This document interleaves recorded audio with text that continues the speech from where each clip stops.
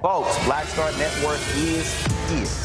Hold no punches! I'm real revolutionary right now. Black power. Support this man, Black Media. He makes sure that our stories are told. Thank you for being the voice of Black America, Roland. Stay black. I love y'all. All momentum we have now, we have to keep this going. The video looks phenomenal. See, this difference between Black Star Network and Black-owned media and something like CNN. You can't be Black-owned media and be scared. It's time to be smart. Bring your eyeballs home. You dig?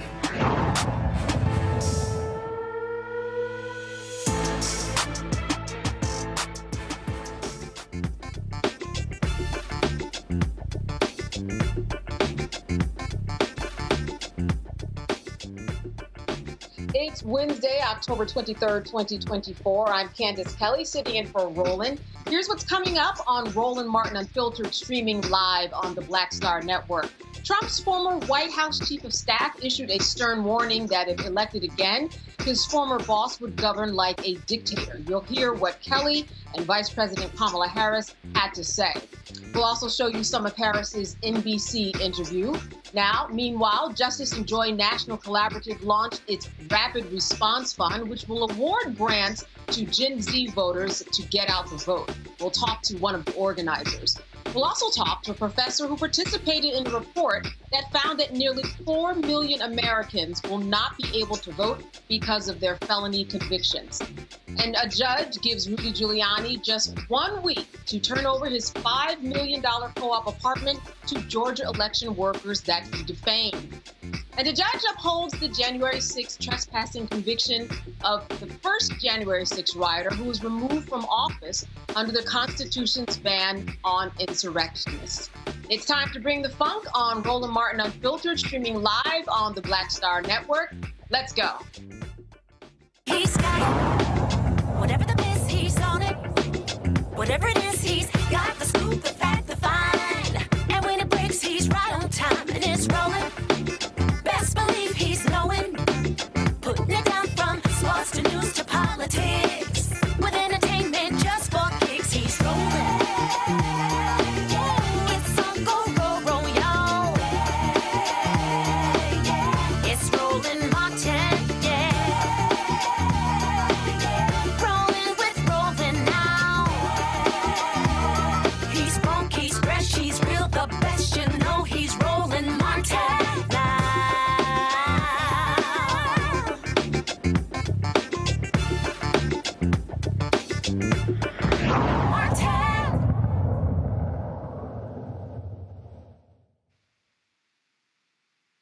right, so former Marine General John Kelly, Donald Trump's longest-serving White House chief of staff, has warned that if elected again, his former boss would govern like a dictator, lack empathy, and have no understanding of the U.S. Constitution. Now, other Trump administration officials have criticized the convicted felon, but Kelly may just be the most high-profile so far. In an interview published by the New York Times, he had grave concerns about Trump's fitness for office. Let's take a listen. When he said to you that Hitler did a lot of good things. Well, I tell him that. I said, first of all, you should never say that. But if you knew what Hitler was all about from the beginning to the end, everything he did was in support of his racist, fascist life, philosophy, so that nothing he did you could argue was good. It was certainly not done for the right reason. And but he would occasionally say that. What would he say when you would lay that out to him? He'd just, that would be the end of the conversation usually. What do you think? Do you think he's a fascist? Well, I'm looking at the definition of fascism. It's a far-right, authoritarian, ultranationalist political ideology and movement characterized by a dictatorial leader, centralized autocracy, militarism, forcible suppression of opposition, belief in a natural social hierarchy. So certainly, in my experience, those are the kind of things that he thinks would work better in terms of running America. Again, back to this issue of, democracy is complicated, messy to operate, probably the worst kind of government there is, except for all the other ones. I think Churchill once said that. And again, our Constitution, our founders built in to the Constitution and to the way our government operates, built in a lot of checks and balances, and didn't design the government to be streamlined and whatnot. So, but certainly the former president is in the far right area. He's certainly an authoritarian. Admires people who are dictators. He has said that. So he certainly falls into the general definition of fascist, for sure. He basically said to you that those who died for America on the battlefield were losers and suckers, and he said it more than once. Yes, but he would say it would always, something else would get him going, oftentimes again McCain. But he never could wrap his arms around why people would serve the country in uniform. What was in it for them? That was the general theme. And here is what Vice President Kamala Harris had to say about General Kelly's comments. Who will be loyal to him personally. One that will obey his orders even when he tells them to break the law or abandon their oath to the Constitution of the United States. In just the past week, Donald Trump has repeatedly called his fellow Americans the enemy from within, and even said that he would use the United States military to go after American citizens. And let's be clear about who he considers to be the enemy from within. Anyone who refuses to bend a knee or dares to criticize him would qualify, in his mind, as the enemy within, like judges, like journalists, like nonpartisan election officials. It is deeply troubling and incredibly dangerous that Donald Trump would invoke Adolf Hitler, the man who is responsible for the deaths of 6 million Jews and hundreds of thousands of Americans. All of this is further evidence for the American people of who Donald Trump really is. This is a window into who Donald Trump really is, from the people who know him best, from the people who worked with him side by side in the Oval Office and in the Situation Room.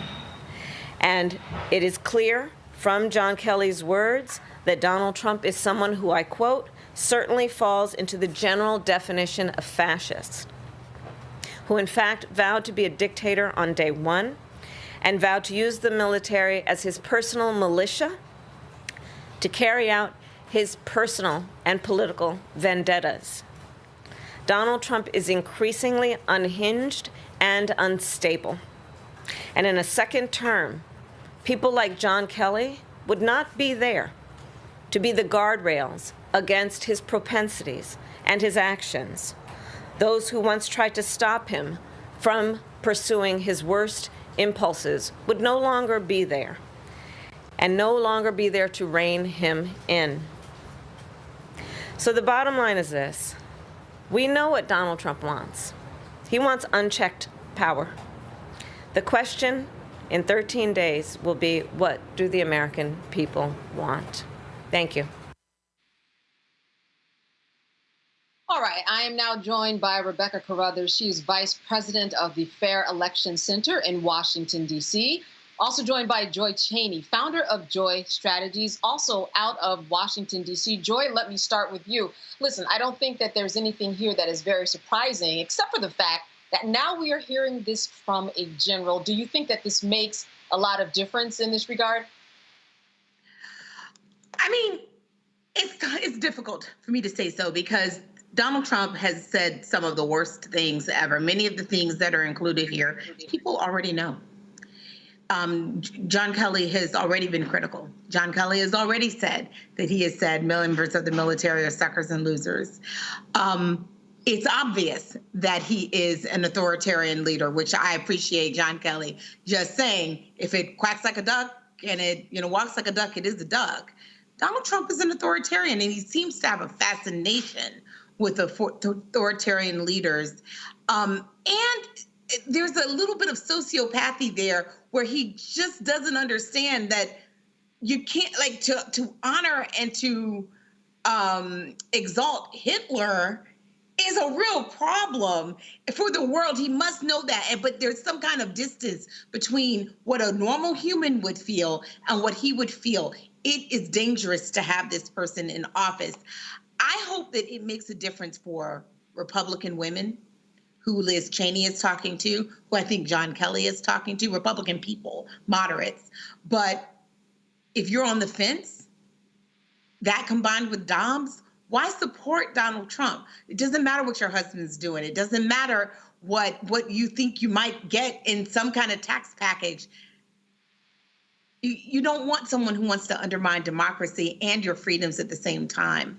I think it should say something to, Black men who might be out there saying, the Democratic Party has disappointed me. I want to be a disruptor. Donald Trump is too high a price to pay to have an exercise in disruption. What he's advocating is the death of democracy. And Black men will be the first ones to be caught up in that. So I'm hoping that for people who are on the margins, they understand that this is not the kind of person we want. Yeah, and not only on the margin, Joy, but the people who are saying, you know what, I don't like the choice, so I'm just going to stay home and actually not vote. Rebecca, I want to turn it over to you. Do you think it makes a difference that this is the New York Times, that this does feel slightly more official? And yes, the general has said these things before, but now we're really close to the election. It looks like he's beginning to make his rounds in a more official capacity. Well, thanks for having me tonight. For those people who read or listen to, watch, consume the New York Times, for the most part, those people have already made up their minds, and some of those people have already voted. Right now, we need to think about those who feel like they have nothing to lose. They feel like neither party is talking to them. Those are the types of people that, are the ones that we should be compelling at this point and making sure that there is actually options on the ballot for people who feel like they have nothing to lose. There are a lot of people hurting in this country. And I would say, regardless of which party, the parties need to talk to those people who are hurting. Even though we know the economy is doing well, there are still people who are feeling their pennies being pinched, knowing that food prices have went up over the last decade. Fuel prices have went up. Housing prices have skyrocketed. So for the people who are hurting in this country, I don't know that a New York Times article is really speaking to them. And so I would encourage both campaigns. You have to talk to the people in the streets. Mm-hmm. And, Rebecca, I want to follow up with you. 20 years ago, you compared somebody to Hitler. That was a problem. People would have a serious problem with that. I think it's very interesting in the meantime that this is somebody who the general has said that Trump really wants to follow, wants loyalists and people under him who were like Hitler's loyalists. Though if people read history, we know that those loyalists were also often in cahoots to try to kill Hitler. So it seems like there's a real miss in terms of the understanding of history, as always. And certainly, perhaps we're immune to this whole idea of Hitler even becoming a part of the conversation. Do you see that as the case here, Rebecca? Well, in understanding the many steps to fascism and fascism regime, it requires, banning books. It requires misinformation. It requires intentional disinformation campaigns within a society. So when those elements are starting to happen, when you're seeing that broad swaths of media, whether it's Sinclair News or it's Elon Musk X, formerly known as Twitter, where you're seeing that these places where people go to get information is now being compromised by people with a set agenda, knowing that everyone has an agenda, but a set disinformation and or misinformation agenda, then people don't know, especially if they don't have books available where they can actually learn and research. Even when we see certain states where critical race theory, CRT is banned, DEI is banned. Well, basically, they're trying to ban elements of history. So we all know the adage, if you don't teach history, if you don't know history, then that population is doomed to repeat history. So as we look at what the march to fascism looks like, it also requires banning of critical information. So I want to talk about, Joy, Black men. You brought this up. In fact, you both brought it up. What can actually change the tide in potentially getting Black men who do not want to vote or are not going to vote for Kamala Harris to actually cross over? Is there anything that you see that can happen? These are a group that have been taking up the headlines and really making a mark in terms of the power that they have. If you have someone in your house that is sitting home saying, listen, I'm not going to vote, is there anything you think that can cross them over? If it's not the supporters, former supporters of the former president who have crossed over and said, this is not the man you want, then who can do it? Well, first of all, let me just say, only on the Black Star Network and on Roland's show will I talk about Black men. When I do other things, I'm not going to do it anymore because I want to talk about white women. On those networks, I want to talk only about what white women are going to do to show up and vote and what we're going to do to convince them to come out. Sure. That said, on this network, to all the Black men listening, I hope that you are going in your barbershops, your churches, your friendship circles, your friendship chain group. Listen, we know that Donald Trump is not the answer for our community, for the nation, for the world. We know this. What John Kelly is saying today is just yet another example. This is not the time to make a point to the Democratic Party. This is the time to do that is after, right? We have our democracy. Even if you don't believe that we have a democracy, this man is trying to take back whatever gains we actually have. And he has proven himself to be someone who will incarcerate us, who does not respect Black people. The economy was not better under him, even if you felt it. Well, that was the residual effects of Barack Obama. We have improved our economy. Don't let him trick you into doing something that would harm you first. We know that that is the case. And we know he's a fascist. And that none of those are your values. And so at the end of the day, I think it's really hard to talk to someone blanketly, but I think you have to ask why they're supporting Donald Trump, why they're apathetic. I went on the campaign trail this past week. I went to Pennsylvania, York, Pennsylvania, and I met a Black man, young Black man. who wasn't planning to vote. And my only request to him, after I shook his hand and I listened to him, and he said he just didn't see a connection between the election and himself. He didn't like Donald Trump. After I said that, what I asked him to do was just make me a commitment that you would research the Harris campaign, that you would ask yourself, is it her that you have a problem with? And he said, no. I said, but don't punish her for all of the things that came before. You know that she would be a better president than these others. Don't you want to turn the page? It is connected. We talked about student loans. We talked about all the things that do impact his life, and he agreed to do it. At this point, that's the best that I can do. But Democrats, when we win, because I have faith that we will win, we cannot wait until an election year to try to bring over Black voters. It's too transactional. We need to be working on people before. That's right, especially when we vote the down ballot, too. All right, a good way to end this segment. Thank you for that. We will be right back here on Roland Network, Roland Martin Unfiltered, live on the Black Star Network. Stay with us. We'll be back after a break.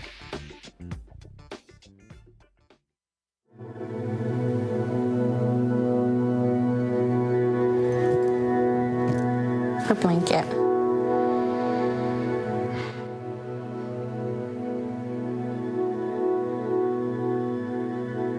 First of all, I'm the one that got rid of Roe v. Wade.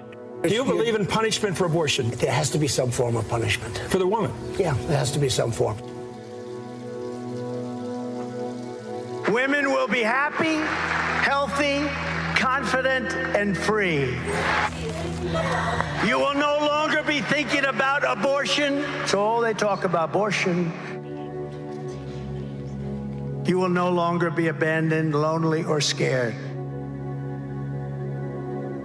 You will no longer have anxiety. You will be protected, and I will be your protector.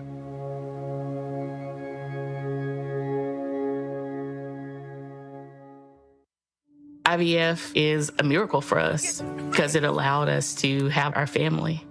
After having my daughter, I wanted more children, but my embryo transfer was canceled 8 days before the procedure. Donald Trump overturning Roe v. Wade stopped us from growing the family that we wanted. I don't want politicians telling me how or when I can have a baby. We need a president that will protect our rights, and that's Kamala Harris. I'm Kamala Harris, and I approve this message. Bob and I both voted for Donald Trump. I voted for him twice. I won't vote for him again. January 6th was a wake-up call for me. Donald Trump divides people. We've already seen what he has to bring. He didn't do anything to help us. Kamala Harris, she cares about the American people. I think she's got the wherewithal to make a difference. I've never voted for a Democrat. Yes, we're both lifelong Republicans. The choice is very simple. I'm voting for Kamala. I am voting for Kamala Harris. Hello, I'm Jamia Pugh. I am from Coatesville, Pennsylvania, just an hour right outside of Philadelphia. My name is Jasmine Pugh. I'm also from Coatesville, Pennsylvania. You are watching Roland Martin Unfiltered. Stay right here.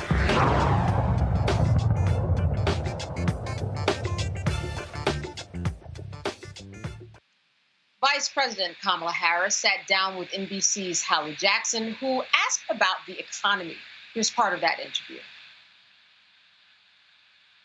Thank you, Madam Vice President, for your time today. I'm glad to be with you. Thank you. For so many voters, we know that a huge issue for them is the economy. Right. It's the cost of living. Our new NBC News poll shows that more voters think that the Biden administration policies have hurt them rather than helped them.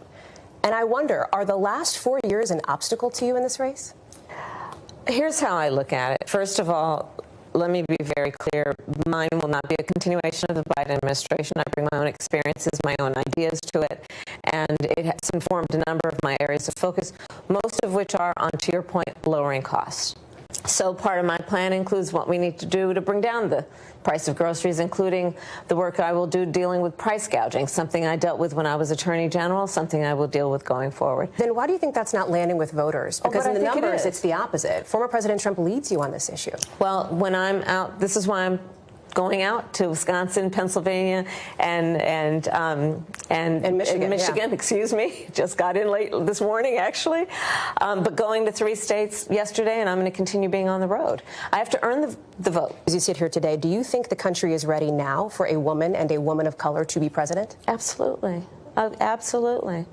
And I am seeing that in terms of every walk of life of our country. You know, I think part of what is important in this election is really not only turning the page, but closing the page and the chapter on an era that suggests that Americans are divided. The vast majority of us have so much more in common than what separates us. And what the American people want in their president is a president for all Americans, which is the type and kind of president I pledge to be. You've been reluctant to lean into, to talk about the historic nature of your candidacy on the campaign trail. Why is that? Well, I'm clearly a woman. I don't need to point that out to anyone. The point that most people really care about is, can you do the job? And do you have a plan to actually focus on them? There is a big gender gap in this race. Fewer men support you right now than they did President Biden. Some of your allies have suggested there's sexism at play. I wonder, do you think there is sexism at play here? Let me just tell you something. You've come to my events, and you will see there are men and women at those events. So the experience that I am having is one in which it is clear that regardless of someone's gender, they want to know that their president has a plan to lower cost, that their president has a plan to secure America in the context of our position around the world. Do you not see sexism as a factor in this race at all? I don't think of it that way. My challenge is the challenge of making sure I can talk with and listen to as many voters as possible and earn their vote. We traveled with the vice president to campaign events in Pennsylvania, Wisconsin, and Michigan. We're out here chatting with Vice President Kamala Harris as she is looking to win over moderate voters, Republicans, undecideds in this key battleground state. We're off to the next one. Wisconsin is next, including events with former Republican Congresswoman Liz Cheney. You're out here trying to reach women, trying to reach moderate Republicans. We are just 2 weeks out from the election. Yes. If they're still undecided, it means something about your message hasn't connected with them yet. What is it? We're 2 weeks away from a presidential election, and people are listening to the issues. You could tell from the response here with a group of undecideds, many independents, many Republicans, that they are open to and actually supportive of an approach that is about saying that we must have a president of the United States who honors and defends the Constitution of the United States, as opposed to Donald Trump that says he wants to terminate it. And on the campaign trail, she criticized former President Trump on minimum wage after he avoided saying whether it should be raised while campaigning at a McDonald's. Do you have a number? What would you like to see it at?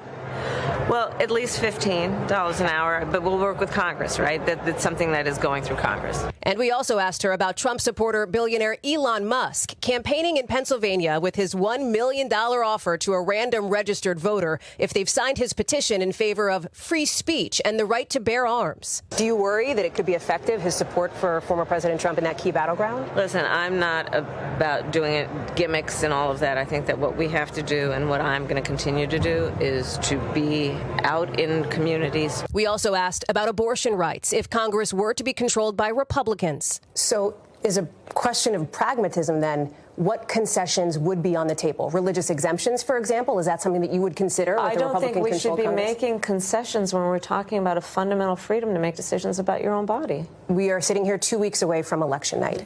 Last election, the former president came out on election night and declared victory before all the votes were counted. What is your plan if he does that again in 2 weeks? Well, let me say this. We've got 2 weeks to go.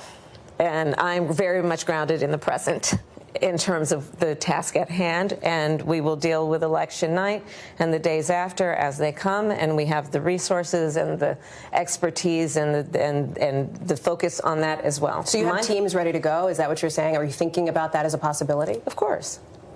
This is a person, Donald Trump, who tried to undo a free and fair election, who still denies the will of the people, who incited a violent mob to attack the United States Capitol, and 140 law enforcement officers were attacked. Would you consider, if you win and he's convicted, a pardon for former President Trump? I'm not going to get into those hypotheticals. I'm focused on the next 14 days. But do you believe, is there any part of you that subscribes to the argument that has been made in the past that a pardon could help bring America together, could help unify the country and move on? Let me tell you what's going to help us move on. I get elected president of the United States. And tonight at 9 p.m. Eastern Standard Time, Vice President Harris will participate in a town hall on CNN with Anderson Cooper moderating in Delaware County, Pennsylvania. And finally, on Tuesday, Vice President Kamala Harris will give a speech on the National Mall. Let me talk to you about this for a moment, Rebecca. I think one of the things that really stood out was her response to what happens if Donald Trump says, you know what, I know that you might have won and the votes are in, but I'm going to do what I did before. I'm the winner here. She wasn't very specific about the plan, but I would imagine they certainly have a plan in mind because that could happen.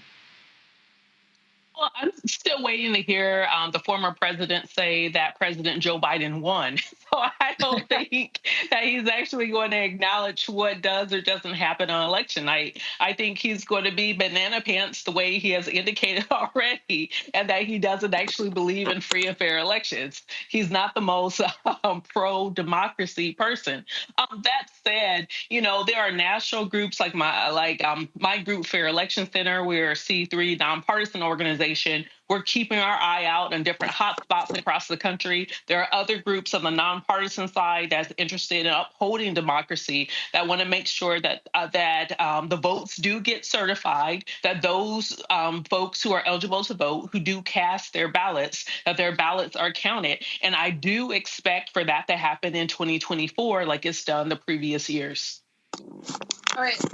Joy, what do you think in terms of her interview? The biggest takeaway, she was given a lot of questions. Some might say it might have even gotten a little bit contentious. What was your takeaway from that interview? Well, I didn't think it was contentious, but I do think that she is very clear-eyed about what's at stake, what needs to be done in the next 2 weeks, and not getting distracted. Because the fact of the matter is, right now it's about turnout. And it's about convincing those swing voters, those disaffected voters who might be deciding to stay home. This is not about convincing someone who is a diehard Trumper. They're not coming along. So right now we have to focus where we need votes, where it's close, where the margins are tight. That's our focus now. What happens afterwards, whether Donald Trump seeks to steal the election or not, that right now is probably not a good use of time. Like Rebecca said, there are organizations. I'm actually on the board of her organization, but also there is the Election Protection Hotline run by the Lawyers Committee on Civil and Human Rights and other legal organizations. If you are a lawyer and you are interested in democracy and making sure that we're safeguarding the election, definitely sign up for that. Look for election protection. But for everyone else, our focus right now is on saying this is what Kamala Harris and her focus is on. This is what I and Tim Walz will be doing for you. This is why you don't want to throw your vote away by staying at home. And you certainly don't want to do a protest vote in favor of Donald Trump. That's where we're focused right now in the states that matter. Rebecca, let me ask you this, and I also want to wrap with you, Joy, on the same question. Do you think it's fair that she's still being asked questions about being a woman? I felt her exhaustion. I'm a woman. We see that. Next, do you think that, though, is still a part of the conversation that should be had? Go ahead, Rebecca. I'll wrap up. So I was just at Southern University working with different students to promote the election, to make sure that students in Louisiana are participating in early voting. And what's really interesting, if you're Gen Z, if you're the age between 12 and 27, your formative years, you had a Black president, right? So if you're hearing people talk about, the first Black woman and South Indian descent president, it's not that big of a deal. But for those of us who have experienced nothing but white men as president, then having a woman as president is a big deal. So I think this is largely a prism depending on what generation you are and what experiences that you have. That said, if Kamala Harris becomes the first woman president in this country, it is a big deal. I know it's incredibly exhausting because this country is 248 years old, has never had a woman leading this country. So yes, it's exhausting, just like it's exhausting for the common question of, oh, well, are men not voting for you because you're a woman? You know, we talked about this earlier with black men, and I think it's unfair that the narrative is, why aren't black men supporting Kamala Harris? When we know about at least 80 to 85% of black men who vote this election cycle will be casting a ballot for Kamala Harris. But we know 75 to 80% of white men who vote this cycle will not be voting for Kamala Harris. So why don't we ask questions of the specific men who overwhelmingly probably aren't going to vote for Kamala Harris? Yeah, you bring a very good point. Joy, let me finish with you. You have about 30 seconds. Your thought on the female question. You know what? Rebecca already said it. My sword, my link says she already said it. Here's the question. Not just white men, not just white women, there are also other groups in this country. There are other groups that we are so close margins. We need everyone. So the question is, why would anyone support someone who is endorsing Hitler? Okay? By the account of people who worked for him. These are his friends. This is his White House chief of staff who is saying this is who he is. His own vice president won't be associated with him. These are the former vice president of the Republican Party won't be associated with him and has come out against him in favor of a Democrat. Y'all, this is unprecedented. Don't be a fool. But it's not just black men. I think that's what Rebecca and I are saying. Sure. It's anyone, no one who is sane, no one who cares about this country at all, or just even cares about themselves, should be voting for Donald Trump. We ought to have a landslide for Kamala Harris and Tim Walz. All right. Of course, Joy and Rebecca breaking it down. You are watching Roland Martin Unfiltered live on the Black Star Network. We'll be back after a break. Stay with us.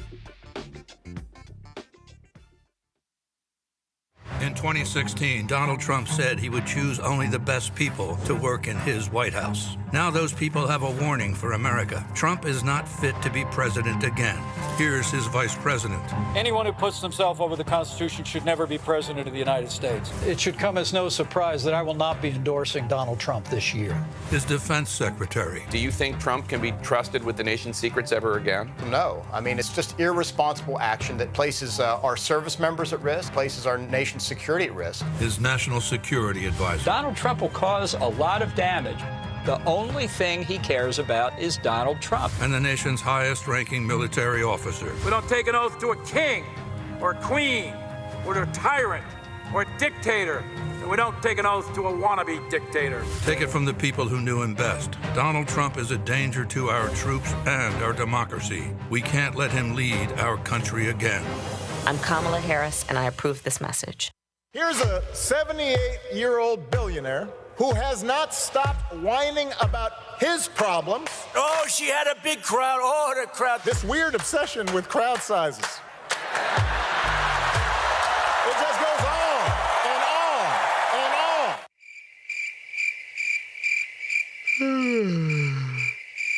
America's ready for a new chapter. We are ready for a President Kamala Harris. I'm Kamala Harris, and I approve this message.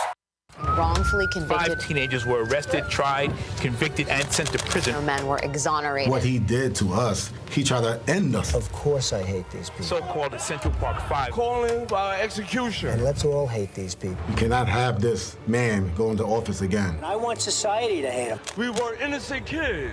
The confessions were coerced. Today, we are exonerated. That guy says he still stands by the original guilty verdict. This is about democracy being on the ballot. I have absolutely no compassion. Look at Kamala. She represents the kaleidoscope of the human family. There's something different happening in America. We will get the opportunity to build a future where we will be able to thrive and not just survive. I'm Marissa Mitchell, a news anchor at Fox 5 DC. Hey, what's up? It's Tammy Roman, and you are watching Roland Martin Unfiltered.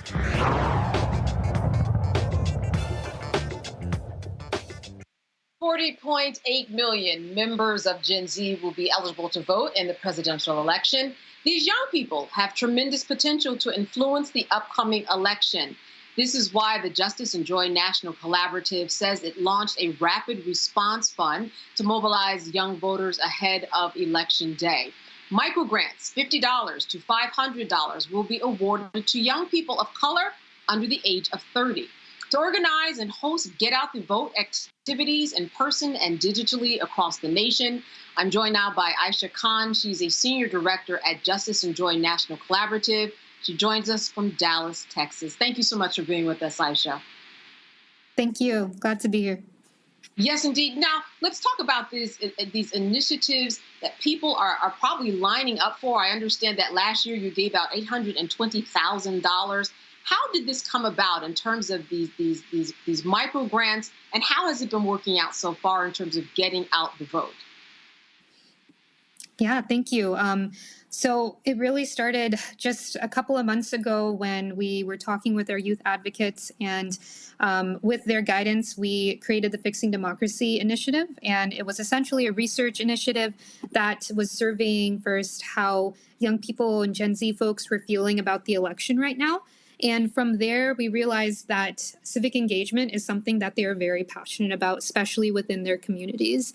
And so the Rapid Response Fund was born, and it essentially is approved and reviewed by young people, by Gen Z folks, and applications are coming in every day about amazing events that young people are trying to put on, essentially with the same thread that young people want to talk to people in their communities. They want to engage them in fun ways and really just talk about the importance of voting this season.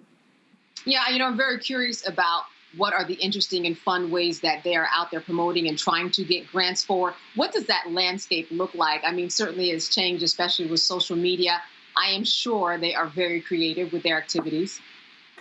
Yeah, we've seen amazing things. We've seen ballot bracelet parties. There's another person out in the Midwest who's doing a roller skating sort of get together. There's been a lot of university events where just picnics and just our fund is helping fund really just like food and drink sometimes. There's a young adult in Arizona who did a really intimate dinner party with her friends and family. A lot of intergenerational things we're seeing too. There's a young mom in Oregon who's hosting a costume party for Halloween with mothers and kids to just talk about the importance of voting from a young age, and then also at a very critical age for some of those young moms who are looking at very specific political issues. Gen Z, a big voting bloc. I would imagine that people on the political landscape are paying attention to how they are communicating with each other. Have you had people reach out to you to talk to you about what you're seeing because they want to use that in their political campaigns and just share with them how the Gen Zers are actually thinking and what they're doing these days? Yeah, and that was kind of what came out of our survey initially. We really wanted to have very accurate messaging for folks who are working on active sort of political campaigns. And we found out a lot from those focus groups. We heard that, yes, young voters are, they're fearful of kind of like violence and political division. They are unhappy with unaffordability of life and everyday needs not being met. A lot of them are disillusioned by democracy and theory, and they want to see it actually in practice. But despite all of this sort of like oppression, systemic oppression on different levels, we're seeing that Gen Z voters of color specifically are very resilient, and they're committed to striving for better for themselves and their communities. So messaging has really been about like liberation, community, like work. And there's just so much overwhelming positivity that we're hearing from putting money in the hands of young people and really trusting them with these kind of events. And a real diverse group of young people. I understand that you specifically would like to seek out people who are, for example, from the Black trans community. Tell me how that's going, how that response has been. Oh, it's been great. We really wanted this to be a specific fund for girls, young women, and gender-expansive young people of color because we really think that they're the most invisible and marginalized in society. I mean, polling shows that they are a critical demographic, but they're just ignored in the conversation. So we really wanted politicians to take this voting bloc very seriously because they're the most affected from these systems. And some of the responses that we're getting from young people, and these are young people across the spectrum, have just been really overwhelmingly positive. And I think that it's building a lot of buzz within the Gen Z community and hopefully translating to how political campaigns are interacting with Gen Z as well. Mm-hmm. Before I go to Rebecca and Joy, I do want people to know how you are selecting people and what they can do in order to get one of these micro grants. What is the process? Sure. So you can go straight to our website, Justice and Joy National Collaborative, and you'll be able to toggle to the Fixing Democracy Initiative. And from there, it's a very, very simple Google form. We didn't want to have too many obstacles for young people to get this funding. There are a couple of different levels of funding. They go as low as 50 to 500. And depending on the level of fund, we might ask a couple of additional questions like budget and just kind of like overall goals, demographics of folks who you expect to attend. And then after that, we're also hoping to kind of gather the grantees on a virtual meeting and really build community from there, because we've been hearing that's very important to Gen Z and something that Justice and Joy really values as well. All right, I want to open this up to Joy and Rebecca. Joy, I'll start with you. A question for Aisha. Well, let me just say, Justice and Joy is really an outstanding organization and effort. And YWCA, which is one of my clients, has done a lot around Gen Z, which is 18 to 27. I believe Justice and Joy is using about the same definition. And so, what are the things that you have seen Gen Z women in particular, but Gen Zers of all, maybe you have both. What are they identifying as their top priorities in this election? No, that's a great question. So when we are talking about the demographics that we're working again with a lot of system impacted folks. So the economy, the cost of living is very much top of mind. We're hearing a lot about the importance of reproductive health, abortion rights, especially when it comes to young moms. And of course, like community care is definitely something that we're seeing across the spectrum from 16 to 23. Folks are already identifying the importance of that. Something also that's top of mind is the genocide in Gaza. We're hearing a lot from disillusioned Gen Z folks who are on the fence really about voting at all. And that is top of mind. That's kind of pushing them towards one way or the other. All right, Rebecca. Thank you so much for the work that you do. Can you tell us about some of the messaging that you might have tested as effective, especially with Gen Z? For sure. So something very particular was that Gen Z voters resonate more with verbiage around liberation, and that was very specific to transgender participants. Freedom and messaging around freedom resonated more with cisgender participants. Again, when we kind of polled and surveyed folks, we found that the dream candidate is a woman of color who is unapologetic, who's an advocate for issues that matter to them, including gender justice, the working class, and a ceasefire in Palestine. So again, talking about mutual aid, collective power, those are all very important to the voting bloc, and kind of making sure that, there are no sort of negative views about apathy, because that really does invisibilize this really important voting bloc. I want to get people excited about applying. This is a rolling application. Does it continue after this big election into other elections too, and a down ballot? Can you explain your process in terms of the timeline? Sure. So we are closing applications on November 1st. So please make sure to apply before then. We're hoping that this is a continuous effort, really. We want to make sure that we are able to encourage. We know that young people are really invested in local elections as well. And we want to make sure that that is not left on the back burner. This is, just one part of a larger puzzle. So we're hoping to have more of these funds in the future. But for now, we really hope that you'll apply to the Rapid Response Fund, and we look forward to your application. Yeah, you are in close contact inside of the mindset of many of those who are part of the Gen Z world. Has there been anything that has surprised you about what they have brought to the table? I am just constantly amazed at our youth leadership council that has been really spearheading this entire initiative. We've been looking to them for guidance about, how should we structure the application. We've been hearing a lot about their, sort of like rubric for accepting and kind of delving deeper into some of the applicants that are coming in. So I am just always amazed and inspired at really the resiliency of this really important voting bloc that's been invisibilized and ignored in the past. So more than anything, I just look up to them and have been learning a lot. All right, Aisha Khan, thank you so much for being with us. Some important work that you're doing. Continue to fight. Good to see you. Thank you. All right, and you are watching Roland Martin Unfiltered here live on the Black Star Network. Stay with us. We'll be back after the break.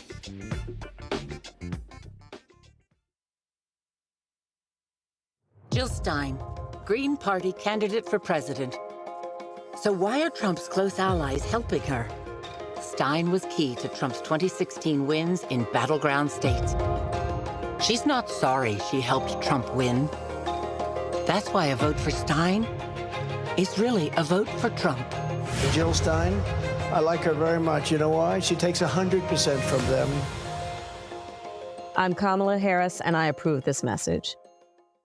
I get it. The cost of rent, groceries, and utilities is too high. So here's what we're going to do about it.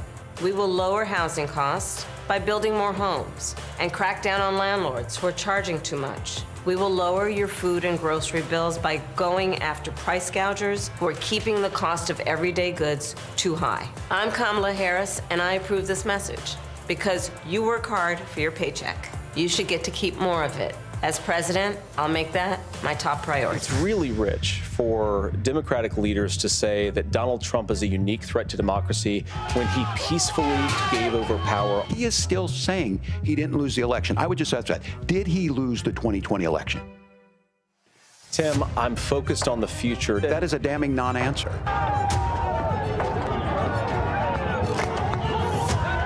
America, I think you've got a really clear choice of who's going to honor that democracy and who's going to honor Donald Trump. Winners never back down from a challenge. Champions know it's any time, any place. But losers, they whine and waffle and take their ball home.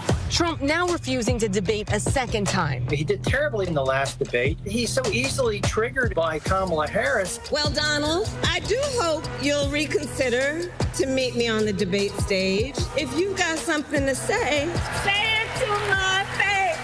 I'm Kamala Harris, and I approve this message. Hi, everybody. I'm Kim Coles. Hey, I'm Donnie Simpson. Yo, it's your man Deion Cole from Blackish, and you watch Roland Martin, Unfiltered.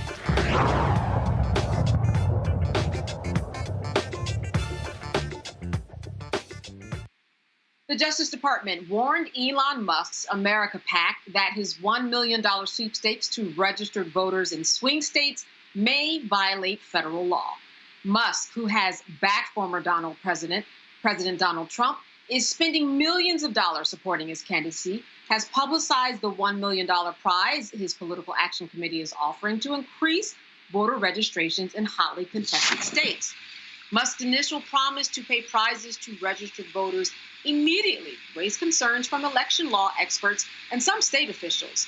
Federal law bars paying people to register to vote. The petition's language currently promises $1 million prizes to people chosen randomly for signing a petition supporting First and Second Amendment freedoms. But to sign the petition, you must be registered to vote in specific states. Joy, what are your thoughts about this and whether or not this actually violates federal law? It obviously violates federal law.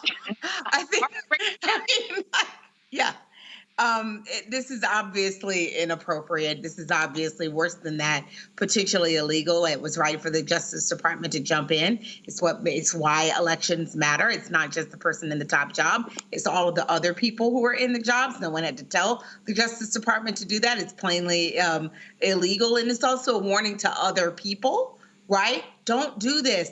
What Elon Musk does might have reverberations elsewhere, and we want to make sure we cut that off at the pass. And here's the thing. If he wants to pay people to vote. I mean, many people can take advantage of that. So that's not what we want in our elections. It's not so much that Elon Musk is going to make things worse for just Democrats. What's good for the goose is good for the gander. So if he's doing that, well, then some wealthy Democrat could do that. This is not what we want. This is not what we want. It's illegal. We'll see him in court, I guess. Yeah, I tell you, Rebecca, pretty much a bad precedent here if he can continue to do this. Candace, I used to manage campaigns. And if the campaign side, if we were to take a bus to fill it up with people to go register the vote in person, and say it was over the lunch hour and we provided lunch while people are riding the bus to go out to their local elections office to get registered, we would get dinged. We would get fined because that would be considered giving someone something of value in order to register the vote here. And so where Elon Musk is really treading that line is he's saying in order to be eligible for this $1 million a day drawing, you have to specifically be a registered voter. And also you have to be a registered voter in this very competitive state. But at the point that he is providing something of value for those who are actual verified registered voters, that's where there's an issue. And once again, I don't think people want to go down this path because there is money on all sides. And let's just move back from the brink because this is not where we want to go as a country. And Joy, what's so interesting is that no one told him that this wasn't a problem. Of course, this is par for the course when we talk about Elon Musk and things that he should do and shouldn't do and that are against the law. Someone may have told him, but I'm surprised that he was able to get this far and that he wasn't dinged before any of this even got out to this point. I don't understand why we're still talking about it. Well, he kind of just said it off the cuff, but here's the thing. Elon Musk doesn't do anything off the cuff. He's doing it because he wants to lure us into this debate. Because, of course, there are some people, he says it's not about whether the DOJ dings him or not. I doubt he's going to even participate and go forward with this. It's about then the DOJ has responded. So now then Joe Biden's DOJ is responding to something that he did. This is this effort to have his name and this whatever chance, rally, raffle, whatnot, in the public eye. It's important for us to talk about it from a legal perspective, but I don't think we should focus on it so much from a political perspective. I don't think we should be fanning the flames about this. This is about him getting attention and about him reinforcing a notion that the DOJ is cracking down on so-called Republicans. This is kabuki theater as usual. It doesn't mean it's not harmful. Doesn't mean it can't be harmful, and it is certainly illegal. But that's what this is about. It's about the theater, not about the law. And so Rebecca, do you think that this will be squashed eventually soon? I mean, like I said, it's taken a long time so far, I think, but eventually this will be squashed. I mean, this just happened. I don't want to be petty or political here and call him Dollar General Lex Luthor, but that's in essence what this guy is. I think, he's going to do what he wants. I mean, after all, didn't former President Trump to say, hey, I'm going to give him the job that will allow him to remove all the regulations on the particular industries that he has a huge financial stake in. So it's like at this point, look, it's 13 days. People go vote. It's very clear what one presidency will look like versus a different presidency. It just go vote at this point. Right. And Rebecca, I think it's interesting. You mentioned Elon Musk in terms of his role, what he might be put in. There's a lot of talk if Trump is elected president that Elon Musk will be put in a major position that will actually put him in a role where he oversees his own companies, potentially giving them more rights and better interests in terms of legislative policies. Another problem I'm sure that the Department of Justice is already thinking about. But if it's a Trump Department of Justice, would that Department of Justice actually act if there is such a blatant disregard and a blatant conflict of interest? Because once again, folks, you are voting for an administration. You're not just voting for who's going to be in the White House, but you're voting for all these other shenanigans and characters. So you have to make the determination, because we know it's going to be a choice between two people, between Kamala Harris and Donald Trump. We know that there isn't a viable third party that's going to come in and take this election. So it's going to come down to those two candidates. So people have to understand that they're voting between two different worldviews and two different executive leaders. And Joy, let me wrap up with you. This is something I'm sure that obviously the Harris campaign is thinking about, doing something about. How can they use this to their advantage? I mean, I think this is just more of the chaos that they can be pointing to. But two that we want to avoid and we want to turn the page from. Do you want to turn your society over to Elon Musk and Donald Trump? But can I just say, Rebecca's right. We're less than 2 weeks out. I hope that we stop allowing Donald Trump and Elon Musk to drive the narrative, and that we now go from responding to them to laying out an affirmative, joyous vision. One of the things that I think we did well in the beginning is it was a positive, joyous vision for the nation, something that people could be excited about. We had to respond to the things that Donald Trump has done. That's a part of politics. But now that we're closing, we're giving our closing arguments, it's in time for us to return to that joyous vision, that freedom vision. I'm looking for some exciting endorsements, I'm hoping, in these next couple of days. I want some really good speeches that she can give to remind people it's so much bigger than one policy or another. This is about the future of our nation. What direction do we want it to go in? That's what the closing argument needs to be about. We're at that season right now. To hell with Elon Musk. All right. And listen, we're going to hear more from Elon Musk and many other characters along this campaign trail on the next coming weeks. All right. Stay with us on Roland Martin Unfiltered. We'll be right back after the break. He told us who he was. Should abortion be punished?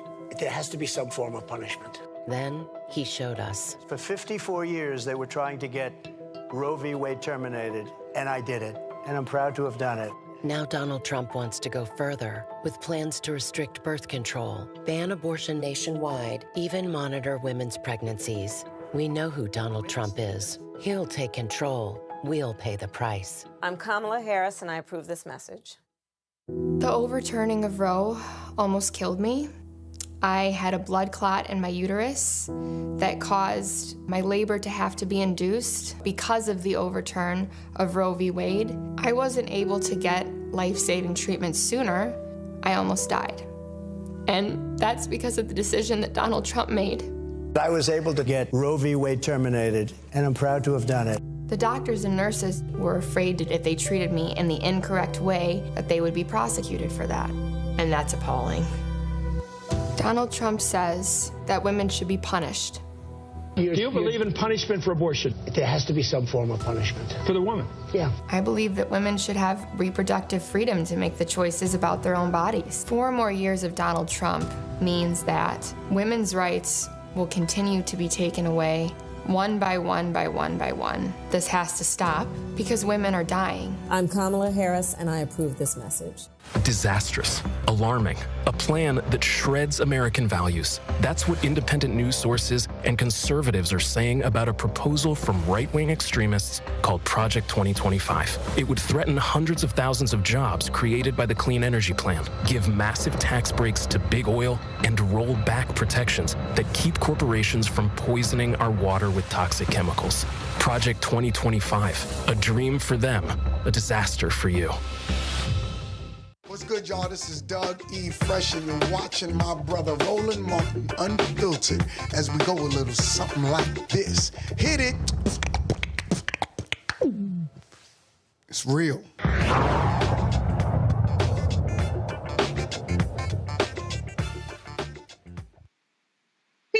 felony convictions in 48 states are banned from voting. Due to these laws, an estimated 4 million people, representing 1.7% of the voting age population, are ineligible to vote this year. Many of these laws date back to post-Reconstruction era. 1 in 22 African Americans of voting age is disenfranchised, a rate more than triple than that of non-African Americans. 7 out of 10 people disenfranchised are living in their communities, having fully completed their sentences and remain supervised while on felony probation or parole. And more than 1 in 10 African American adults is disenfranchised in 5 states: Arizona, Florida, Kentucky, South Dakota, and Tennessee. The Sentencing Project recently published a report called Locked Out 2024, 4 million denied voting rights due to a felony conviction. University of Minnesota professor Christopher Eugen contributed to that report, and he joins us now from Minneapolis, Minnesota. Christopher, thank you so much for being with us. With you.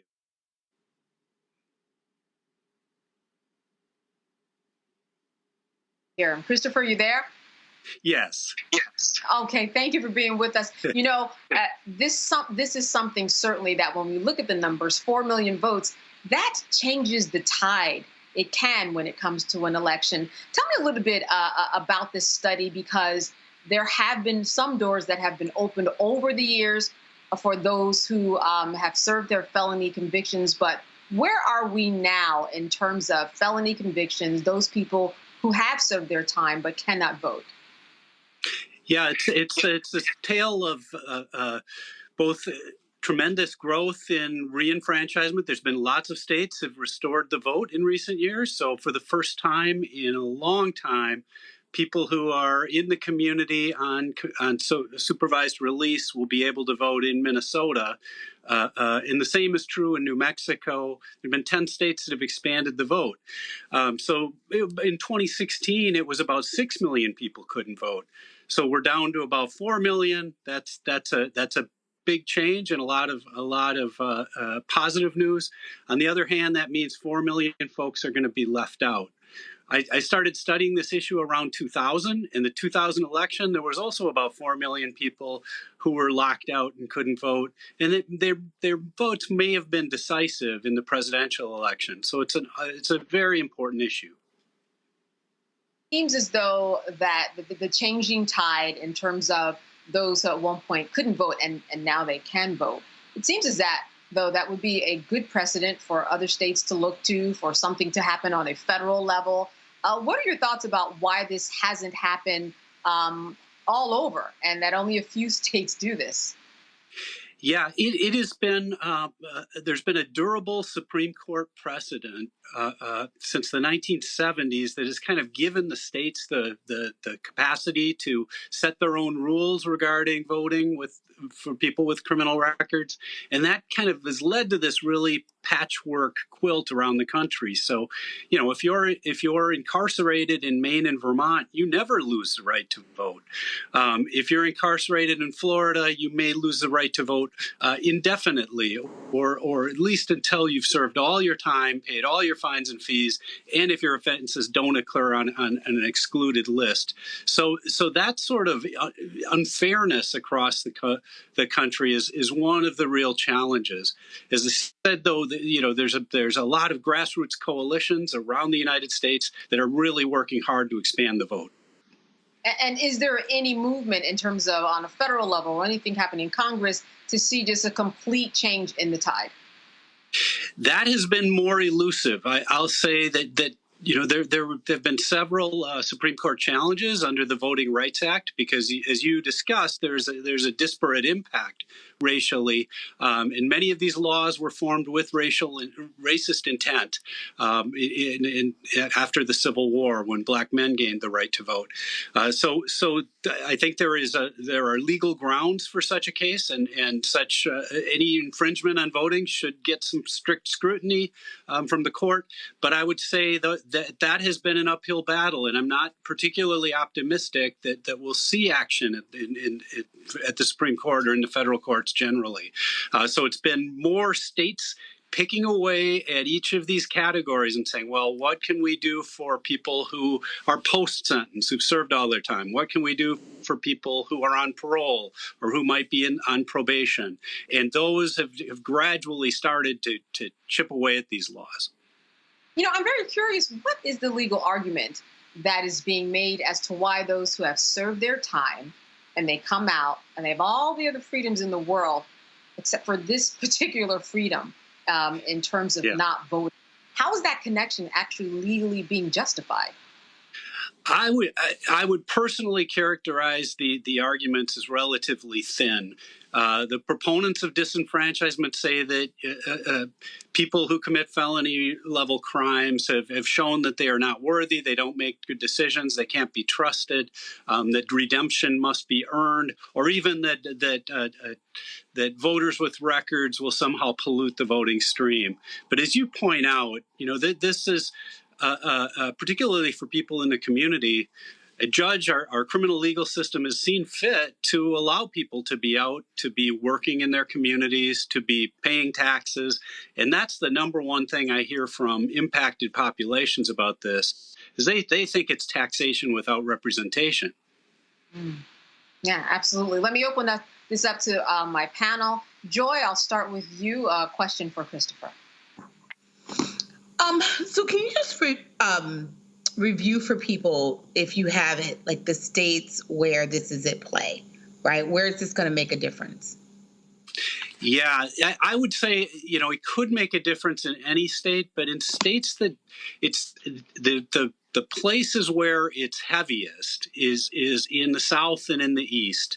And that's clear in our report. So states like Tennessee, Alabama and Mississippi to some extent, Georgia, in states that disenfranchise beyond the period of sentence, that's where it really has an impact. Because, if I were arrested and convicted in 1980, my record could still be preventing me from voting. And so those states I would say are particularly we have particularly high rates of disenfranchisement. Yeah, let me ask a follow-up. So sure. One of the things I know, though, is that sometimes we assume that you can't vote if you are in jail. There's a lot of misconception about whether it's felonies aside. I know you focus on felonies. Where can people get information to sort of figure out exactly what the rules are in their state? Because there's some places where you can have misdemeanors, you can have arrests. As long as you're not physically in jail, you are okay. So explain some of that to us. That's correct. And I think sometimes there are even deliberate suppression efforts that say, oh, if you have a felony, you can't vote. In all but 10 states, the right to vote is restored to people upon completion of their sentence. You can always go to your Secretary of State's office and the Secretary of State's website to find out some of this basic information.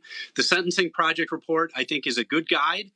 So if you go to sentencingproject.org, you'll see that kind of prominently featured.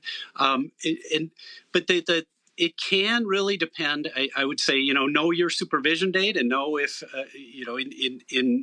in about 25 states, it's kind of a system where only those who are currently incarcerated for a felony level crime, and that's typically in a state penitentiary, are unable to vote. People in jails who are either convicted of misdemeanors or are awaiting trial are generally eligible. It's often a challenge to get registered, et cetera, but often retain the legal right to vote. I'd say the Secretary of State's office is a good general guide. But emailing the Sentencing Project or one of the members of our author team, we'd be happy to help folks out too. Yeah, quite a bit of information. I'm not sure if we pulled up our graphic, the states and their felony disenfranchisement restrictions. We have a full screen of that as I go to Rebecca and ask her to ask you a question, Christopher. Sure. Hey, Christopher, thank you so much for the report. Nicole Porter at Sentencing Project shared it with me the other week. I'm glad to see that you all have shown that it's down to 4 million, which is 4 million too many, but that's down compared to the previous presidential cycle. I have so many comments and questions, but I want to limit it to one thing because my organization does voter restoration litigation. And we're in Kentucky, we're in Virginia around the arbitrary voting rights restoration. But I have a Florida question for you. Many of our viewers are familiar with that amendment that passed in 2018, which provided, I think it was 1.4 million returning citizens, those who are convicted of felonies, to actually get their voting rights restored. But then the Florida legislature said, not too fast. Now you actually have to pay a fine, in essence, a poll tax. Unfortunately, in Florida, your probation officer doesn't know what that fine is. Your local county elections board doesn't know what that fine is. The Secretary of State can't tell you what that fine is. The sheriff or even the courts can't tell you what that fine is. So in essence, it is, I think, about 900,000 people in limbo because they don't have information on how to get their rights restored. So can you talk more about Florida? Yeah, we've been thinking about a lot about Florida for many years. You know, it is a challenge, and Desmond Meade, the great advocate for voting rights restoration in Florida and around the world, he really, I think, led this movement to restore the vote, got over 60% of Floridians to vote in favor of restoring the rights upon completion of sentence. And as you point out, you know, this requirement to pay off all of one's court debt is quite onerous. You know, it's not like you owe a library book in the library or a library fine and the library can tell you what you owe. You know, this all depends. It could be spread out across counties. It's extremely difficult. Now, we estimate that about 1 in 3 people who should have been affected by this law actually have had their rights restored and are current on their legal financial obligations. But it, you know, this is a whole other area of work that about fines and fees in the justice system, because we know they've gone through the roof. They are often insurmountable for people. And as in Florida, in many states, they operate at the county or local level, and there's no central repository. So when I talk to people in my research, they don't know the total amount they owe, and they can only guess at it. So I think this is a real challenging issue for folks. It is the case, however, that, you know, in many states, and that people have had their rights restored, or that the requirement to pay these fines and fees has been waived. And we talk to some extent about that in the new report. And I just want to give this opportunity for you to encourage people who are out there to actually learn about this and what they can do in order to make sure that there is a groundswell of support for those people who are disenfranchised in terms of what everybody can do to try to make this happen. There is, and I think it's important to point out, too, just how weird the United States is in disenfranchising people, especially beyond prison. You know, in the rest of the world, the whole fulcrum of debate is about whether people in prison should be able to vote or hold office. In the United States, we're applying these permanent disenfranchisement to large numbers, to millions of people.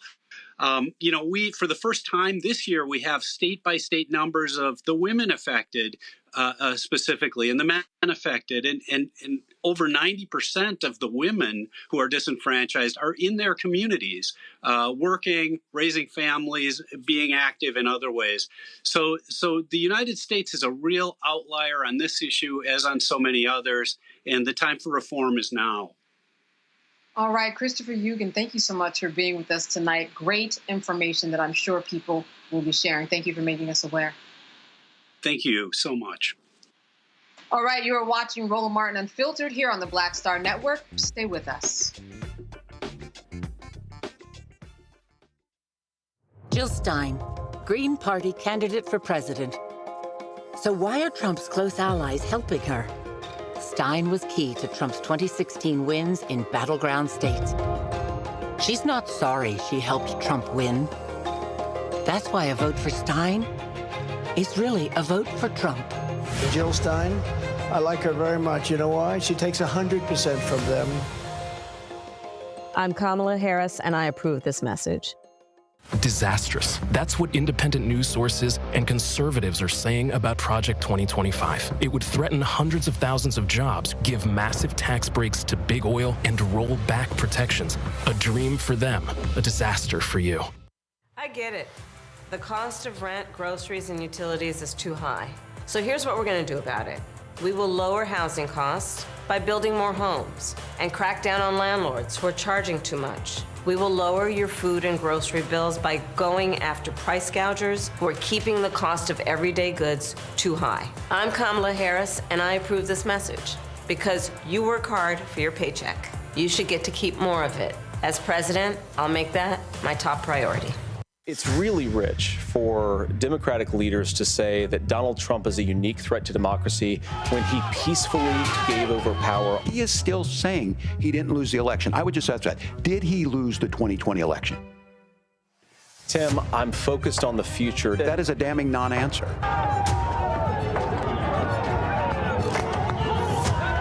America, I think you've got a really clear choice of who's going to honor that democracy and who's going to honor Donald Trump. Hey, yo, what's up? This is Mr. Dalvin right here. What's up? This is KC. Sitting here representing the Jodeci. That's Jodeci. Right here on Roland Martin Unfiltered.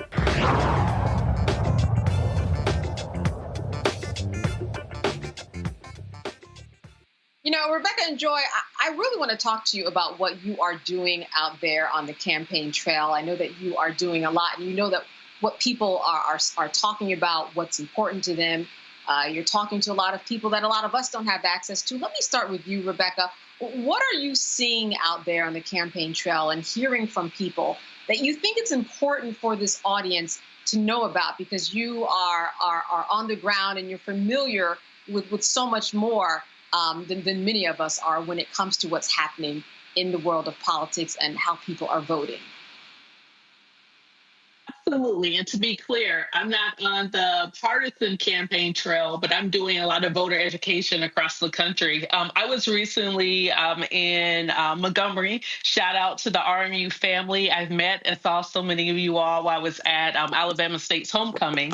And one of the things that I heard from a lot of voters is that they were unaware that they are now in a new congressional district, which is called an opportunity district. For those of you all who weren't familiar, there was a Supreme Court case that said that Alabama drew their congressional seats in such a way to deny Black voters the potential to actually have more Black representation than the one congressional district in Alabama. So now, if you are a student at Tuskegee, if you're a student at Alabama State, if you live in parts of Mobile, if you live in Montgomery, you absolutely have the opportunity to vote for a candidate of your choice and might more closely represent you, aligned with your interests. And so, you know, it was a little disheartening that there were voters who weren't aware of that. But that's one of the reasons why different groups do voter education, to make sure that people understand when a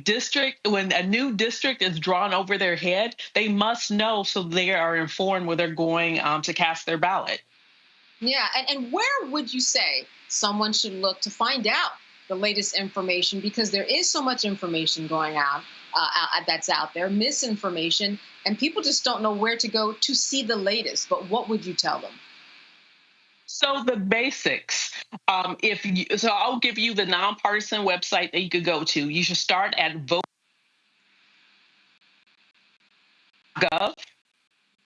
Okay, you know, at vote.gov. Can you say that again? I lost you for a moment. Sure. So one of the most important things you can do is to go to vote.gov. It's a nonpartisan website, and actually double check your registration. See when you have the opportunity to vote, whether it's in person or if you can still request a ballot by mail and vote, or if you need to wait until Election Day in order to vote. So that's the first thing that you should do. The second thing is, once you verify that you are registered to vote, I need people to look up their sample ballot. And they could go to their Secretary of State, or they could go to their local county board of elections. They can access this online and actually put in your information where you're registered to vote, and you can see what's going to be on your ballot. Take the time to actually do Google. Go to Ballotpedia, which has really great information on amendments that's on your ballot. It has great information about the candidates and some of their positions of those candidates who are on the ballot, not just the top of the ticket, but down ballot. But do as much as possible to educate yourself. Because if you live in Arizona, if you live in Ohio, if you live in Florida, if you live in Nevada, if you live actually in the majority of states this year, there are relevant ballot initiatives that should inform you, because that's direct impact on what's happening in your cities, in your towns, and not just what's happening at a federal level, but things that are happening at a local level. If you live in some of the states that I mentioned, there's also relevant Supreme Court races, state Supreme Court races in your particular state. So there's a lot of stuff that's on the ballot. Voters really must educate themselves to understand the choices that they're making going into the ballot booth this cycle. And Joy, when we talk about educating ourselves, we are not just talking about scrolling through Instagram or Twitter, which if you go on Twitter, because of Elon Musk, the first stories, 10, 20 stories that you get, they're all political on both sides. It's like we are in a silo when we are on these social media sites. We have to do more than just scroll. That's right. So, Rebecca, I'm going to repeat the names of the websites that Rebecca talked about, because those are the ones that I was going to identify. Vote.gov and Ballotpedia. I believe it's .com, Ballotpedia, but we can check that, or maybe .org. Rebecca, maybe you can check that while I'm talking, because we want to make sure you have these resources. In this critical moment, here's what I want you to do. I want you to not get your news off social media. There is some good stuff and there's some bad stuff. But when you're looking for the facts, that is not where you want to go. This is the time to go to reputable media sources. So you want to go to your major newspapers. You want to go to your .gov. So if it's a government-produced website, your Secretary of State, your county election officials, those are the areas where you want to get your information from, because those people are nonpartisan. I already said earlier tonight, if you are a lawyer or a law student or so inclined, you can do election protection to try to help people actually know how to vote and do so in a nonpartisan way. After you've done all that and you're down to deciding, I really want to arm myself with who I should vote for and what their policies are. Maybe you are trying to convince others of who they should be voting for. I want you to go on the websites of Kamala Harris and Donald Trump, of whatever senator, whatever House member, and this is their campaign website, not their official website. That's where they will contain their policy priorities. If it's not on their website and they haven't written about it, then it's not priority for them. So go on there and see what policy positions they are putting out. What are they selling to you as a reason for you to vote for them? Those are the things that you have to do. This is the time to get serious and to arm yourself with why you should be supporting someone. So don't even listen to us. Go and make your own decision. There's a lot there, and I'm going to tell you because I can speak in a partisan way. If you're talking about policies, you're going to like what you see on Kamala Harris's and Tim Walz's campaign website. Don't leave it to chance. Go and look. The last thing I want you to do is I want you to read Project 2025, because that's also on the internet. That is what Donald Trump will be ushering in. If you don't want Project 2025, then you know what you got to do. All right. So, Rebecca, I want to remind people that you work with the Fair Election Center. I know that a lot of people are bracing themselves for the day after the election, or even that night when the election is called. What can you tell us that organizations like you are doing, and what can we do in order to kind of prepare for the outcome? Because regardless of who wins, there's going to be an aftermath. So the first thing that you should do, you should make sure you are locked in and you're watching the Black Star Network, because we will be going live on election night. I think we're going to go live at 8 p.m. and we'll probably be live until 2 a.m. or 3 a.m., making sure that people have the latest information. They're actually hearing Black thought across the political spectrum, and they're hearing how we're interpreting what we're seeing on the ground, because we will be providing factual information. And for many of us who have done this work for years and years, we're not just providing opinions, but we're actually providing informed opinions. So that's the first thing you could do, is make sure that you're tuned into the Black Star Network. The next thing that you should do is familiarize yourself with the local rules in your jurisdictions. Like, I know sometimes I hear people say, how come it is certain parts of Detroit or certain parts of Atlanta? Why is it that Fulton County is so late in turning in their ballots? But one thing for people to understand is that physically, ballots are moved from the polling location to the central location in order for them to be properly tabulated. That takes time. So that means that those polling locations that are in like the outer suburbs usually are the latest ones to actually get to the central area where the ballots are going to be counted. So make sure you understand the order that ballots are counted. Depending on the state, sometimes it is all of the early voting. Sometimes it is all of the voting from the time that the polls open until noon. That might be the first tranche of numbers that you see at the bottom of your screen on election day. And then the next group of ballots might be those who casted their ballots early in person. And then the next step could be those who casted their ballots through vote by mail. So it depends on the jurisdiction. But the reason why I'm saying all of this is that there will be misinformation. There'll be misinformation that night, and not just misinformation where people are misspeaking, but there will be specific disinformation where people are trying to intentionally mislead folks. And we know that Black folks are being targeted on different social media platforms to inject a sense of fear, to inject a sense of confusion. So the best thing that people can do as we're going into election night is to arm yourself with information so you understand the mechanics of how ballots are being counted, because it's not it's not a mystery. There's literally laws that there's different statutes in each state that tells you, hey, this is how ballots are going to be counted. This is how many days after election day that it takes for ballots to be certified. All of this information is already there, so familiarize yourself with it so you understand what you're viewing in real time on election night. Absolutely. You know, we are all becoming really so informed just about the process of voting in these last election cycles. There has been some good that has come out of this. I think that we are a more informed society. We care more. But again, we have to get out of those silos. We have to get out of those algorithms and understand that there are pieces of news that are out there that are not just found by us scrolling. When we scroll, we are actually in an echo chamber of people who think like us, you know? So it leads us to sit there longer because, of course, everybody thinks like us and it makes us feel comfortable. And when we get comfortable, that's where that information really, really can sink in. All right, ladies, great information. We are going to be back after the break with more of these two. You are watching Roland Martin Unfiltered live here on the Black Star Network. Stay with us.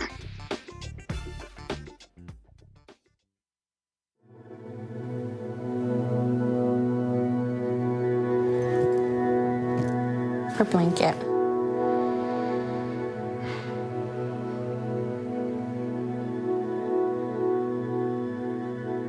First of all, I'm the one that got rid of Roe v. Wade. Do you believe in punishment for abortion? There has to be some form of punishment. For the woman? Yeah, there has to be some form. Women will be happy, healthy, confident, and free. You will no longer be thinking about abortion. So all they talk about abortion. You will no longer be abandoned, lonely, or scared. You will no longer have anxiety. You will be protected, and I will be your protector.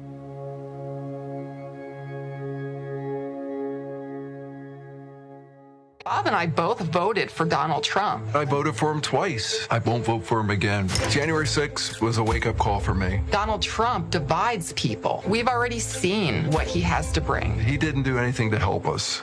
Kamala Harris, she cares about the American people. I think she's got the wherewithal to make a difference. I've never voted for a Democrat. Yes, we're both lifelong Republicans. The choice is very simple. I'm voting for Kamala. I am voting for Kamala Harris. IVF is a miracle for us because it allowed us to have our family. After having my daughter, I wanted more children, but my embryo transfer was canceled 8 days before the procedure. Donald Trump overturning Roe v. Wade stopped us from growing the family that we wanted. I don't want politicians telling me how or when I can have a baby. We need a president that will protect our rights, and that's Kamala Harris. I'm Kamala Harris, and I approve this message. What's up, y'all? This is Wendell Haskins, a.k.a. Win Hogan at the Original T Golf Classic. And you know I watch Roland Martin Unfiltered.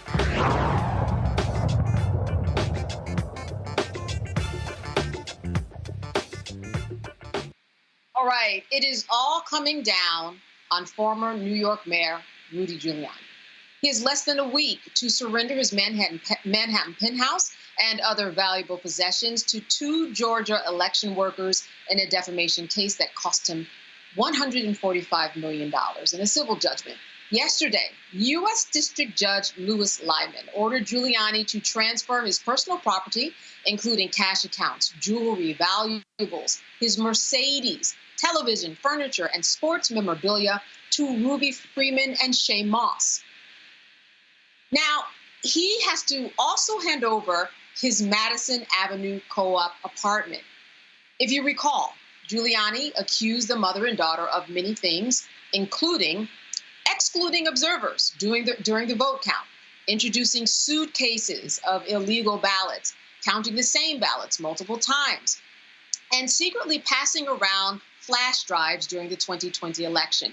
Giuliani was found liable last year for defamation against Freeman and Moss. In their lawsuit, the 2 women said that they suffered emotional and reputational harm and fear for their safety after being falsely singled out for ballot tampering. A lot going on there, Joy. You know, this is what happens. You know, we were talking about misinformation in the previous segment, and this is what happens, Joy, when misinformation goes too far. That's right. It's what happens when misinformation goes too far. But these were intentional lies. I think sometimes the misinformation term is too polite. These were lies that they knew were lies, that they knew were meant to misinform and to try to disenfranchise people, to scare people into not being election workers, to punish people who helped people vote, to gin up anger and resentment amongst their own base, to create a villain. And those villains didn't just by happenstance happen to be Black women. If you are a Black man out there and you're thinking about yet another reason you should not want these people back in office, these are folks who intentionally targeted Black women who were serving their community. They got death threats. So Rudy Giuliani absolutely deserves everything that's coming to him. He had such a position of power and authority in our nation, and instead of using it for good, he used it for ill. And so, yeah, I forfeit all of that property. You have to find a way to repay back for your transgressions, just like the people you incarcerated when you were a prosecutor and when you were mayor. Yeah. Wow. Yeah, you're bringing it home right there. You know, Rebecca, what's interesting is that you would think that this would be a warning to many people who are continuing to lie, but it doesn't seem to be working out that way. You know what? You love to see it. I mean, good for Shay and her mom. They are moving on up to the east side. They finally got their deluxe apartment in the sky. You know, right. I'm grateful for that for them. You know, here's the thing. People are spreading, like Joy said, misinformation. I don't think is even appropriate here. This is disinformation. Disinformation is is intentional lies targeted to certain groups of people to get them to do certain things. And so we know that after the 2020 election, both Donald Trump and Rudy Giuliani, they were saying certain things because they thought they were going to get the public on their side and their public believing that the 2020 elections were rigged, when in fact we do know that there's been lots of data and reports that have shown, even Trump's DOJ at the time, that showed that the election was not rigged. And you know what? Just like we've seen, like Fox News having to pay money for lies that have been on air about people, about companies. Fox isn't going to be the last. Giuliani is not going to be the last. They most certainly wasn't the first. But people have to understand, when you are saying lies on people and there is a harmful impact, you can be sued. And you could be sued and you will lose, and you would have to turn over your deluxe apartment in the sky. Exactly. And enjoy other stuff. I mean, we're talking about championship rings and jewelry, and he had 23, 24 luxury gold watches. All of that is kind of just up for the giving in here in terms of the give back. It seems to me that people would be able to get a lesson from this. They're not getting that lesson, but I think it speaks to the larger picture, that here you have a man that was highly regarded, if you think about before 9/11 and post 9/11, and this was a man, his reputation seems like it could never be damaged, but here he is on the other side. And I think that this really speaks to an important lesson about those people who call themselves supporters of Trump. If you look at the future of many of those who were his supporters, those people who were in allegiance with him, they are now still facing criminal prosecution. Even Rudy Giuliani, this is not the end of it. This 24-page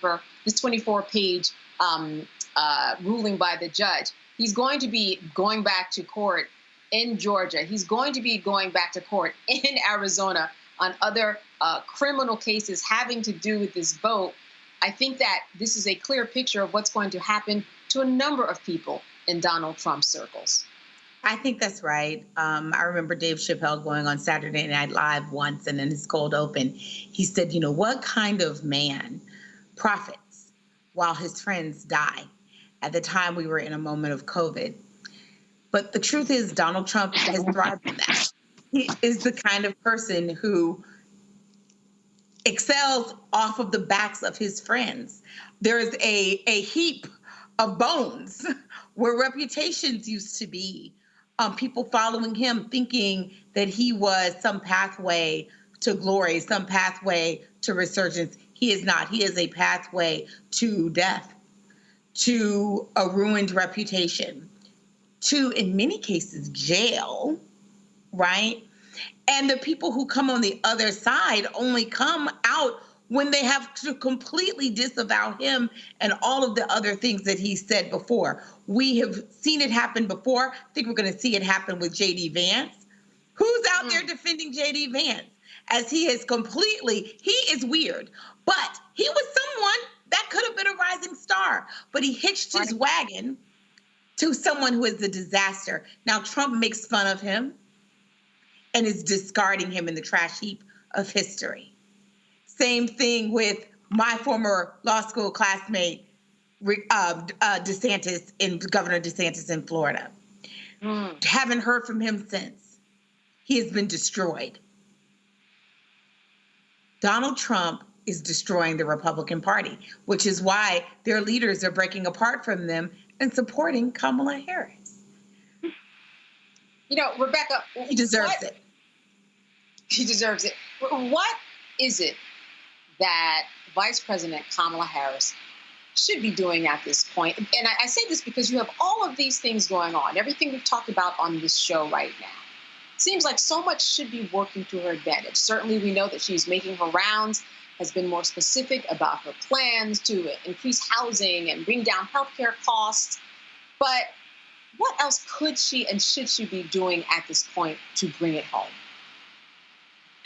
in the campaign, one thing that I would remind any campaign, especially if it's a presidential campaign, you also have to make sure that there is an adequate ground game. You have to make sure people are knocking on doors. It can't just be people like me who live in Washington, D.C. going into these states, but you actually have to hire people on the ground who live in these communities. You have to make sure that money is flowing to organizers, to neighbors, to compel other neighbors to get out, to turn out to vote. Because once again, if Rebecca's knocking on someone's door, maybe they'll vote, maybe they won't. But if it's their neighbor that's knocking on the door and compelling them to vote, that's going to be definitely more effective. It's going to be definitely more impactful. And it's going to be someone who can relate to that person with what they're going through in their everyday life where they live. And so one thing that I will say, because I've seen some of the criticism in the press by different groups saying that they aren't receiving money to do this work, but, in their minds, they think that they're being viewed as free labor. Make sure you're paying the people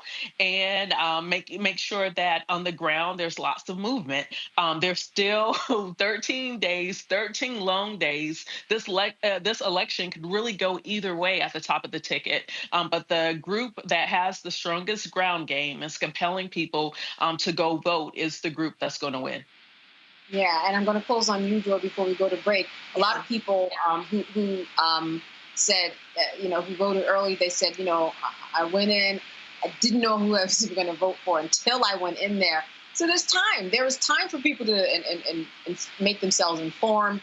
There's time for the groundswell of support in terms of people who are going out there, making sure that people vote.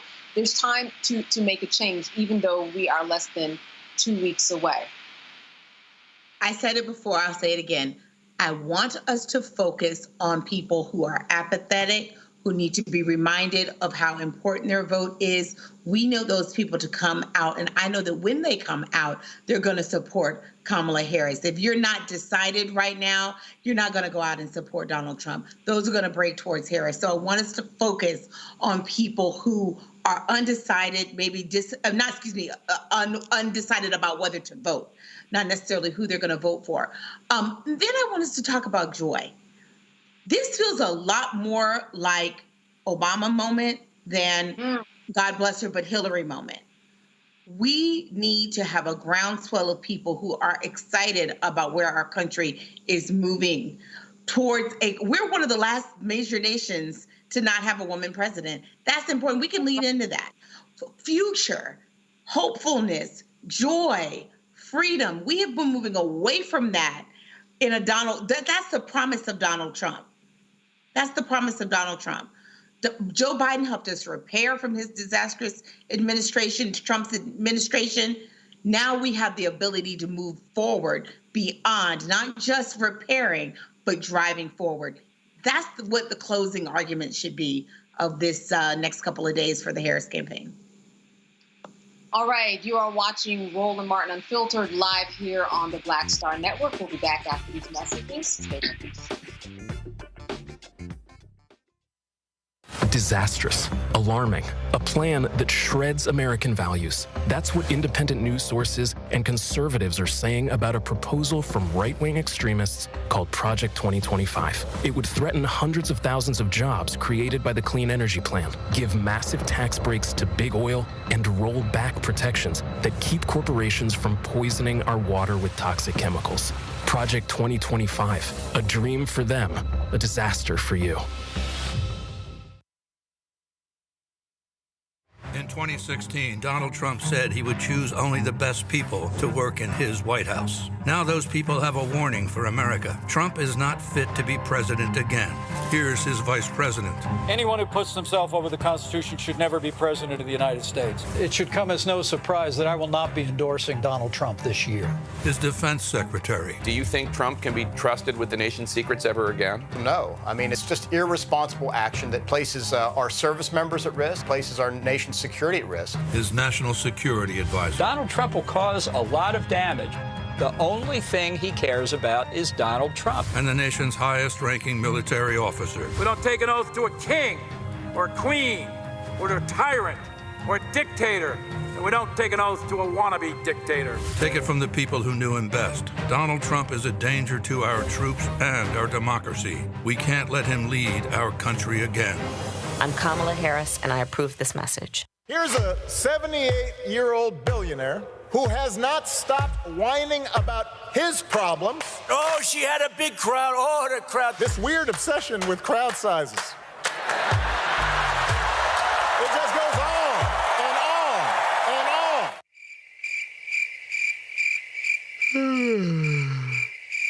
America's ready for a new chapter. We are ready for a President Kamala Harris. I'm Kamala Harris, and I approve this message. This is Reggie Rock Piper.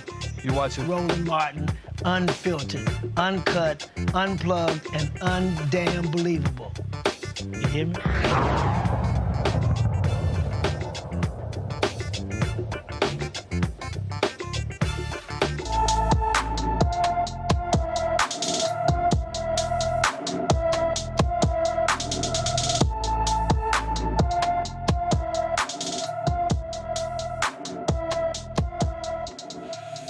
Dante Anderson has been missing from his Beaumont, Texas home since April 20th of 2024. The 16-year-old is 5 feet 5 inches tall and weighs 125 pounds. He has black hair and brown eyes, and anyone with information about Dante Anderson should call the Beaumont, Texas Police Department at 409-880-3865.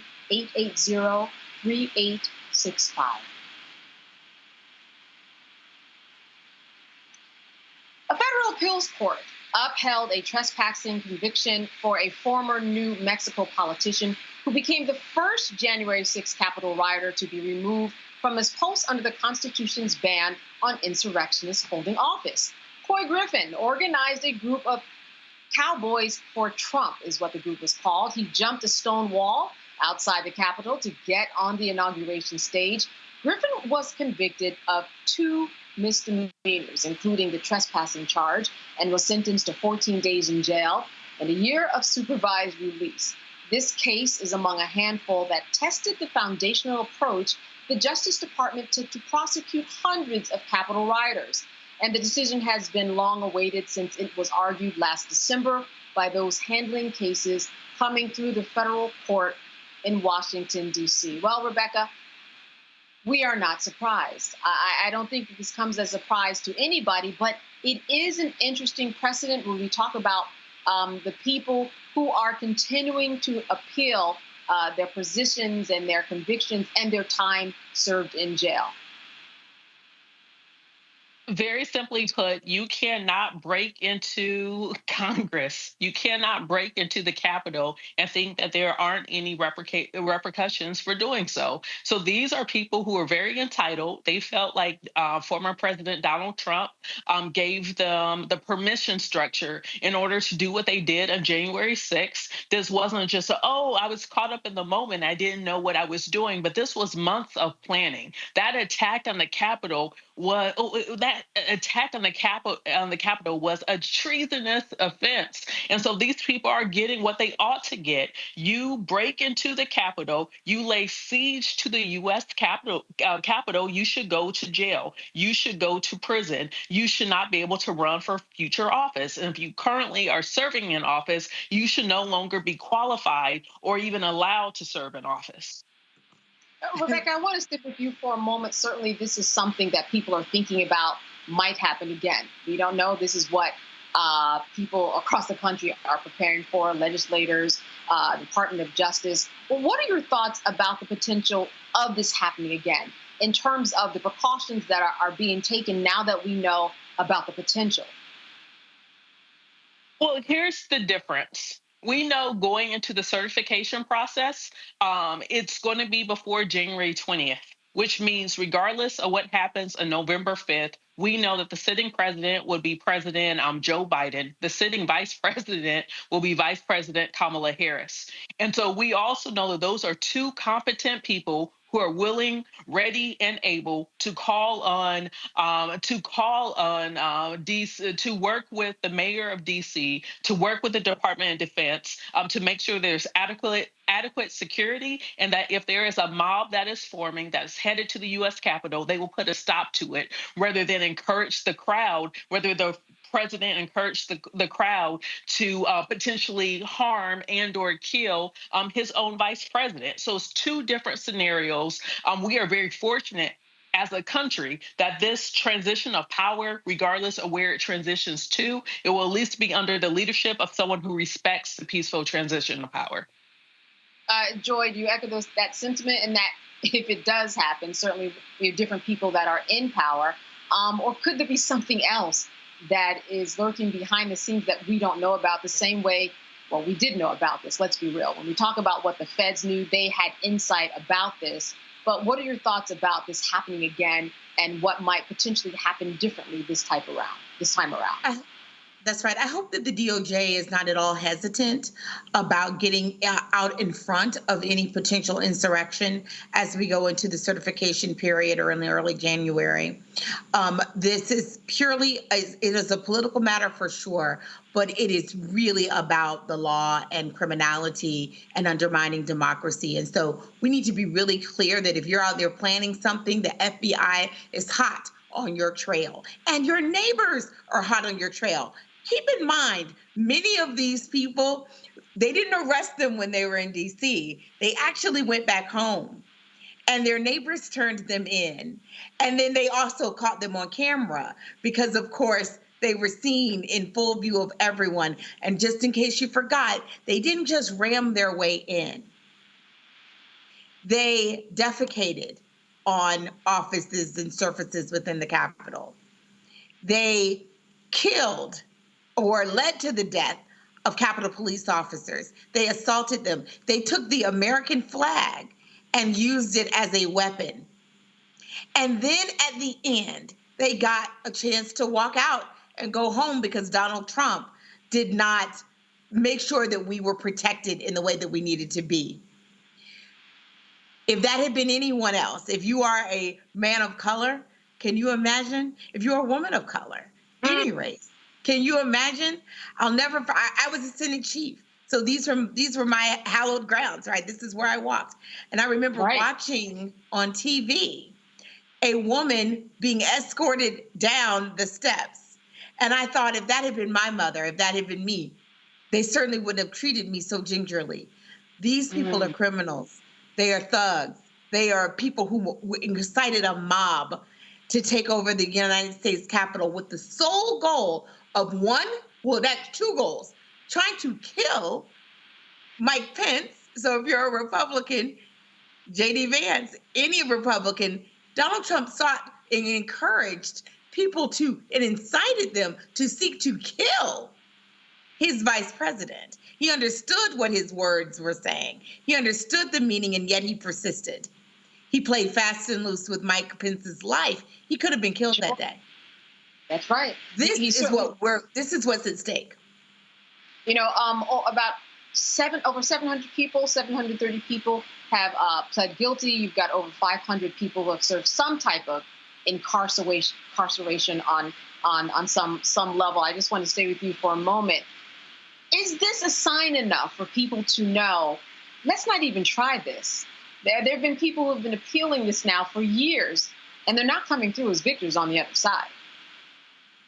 No, they're losing because we know what they did. It was illegal. I mean, look, I just can't even believe we're still talking about this. The folks who, I'm glad that I understand why we have to talk about it, but I just cannot believe they're continuing to appeal. Serve those sentences and go home and never do it again. The smartest people have used this as an opportunity and are now talking like, hey, I was on the Capitol on January 6th. Donald Trump encouraged me to be there. I thought I was serving him. He left me hanging. He's at Mar-a-Lago, and I'm in jail. My family's life has been ruined. Case in point, we're to Rudy Giuliani and the rest. So this should be a deal breaker, and in part because the sole goal, besides trying to threaten Mike Pence, the other piece was they were trying to undermine the will of the voter.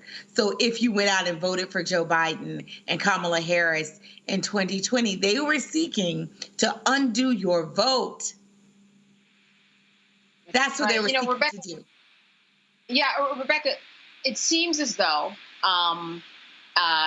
quite intentionally, Donald Trump is saying this could happen. He's saying it by not saying that it's not going to happen. What are your thoughts about the potential of something like this happening?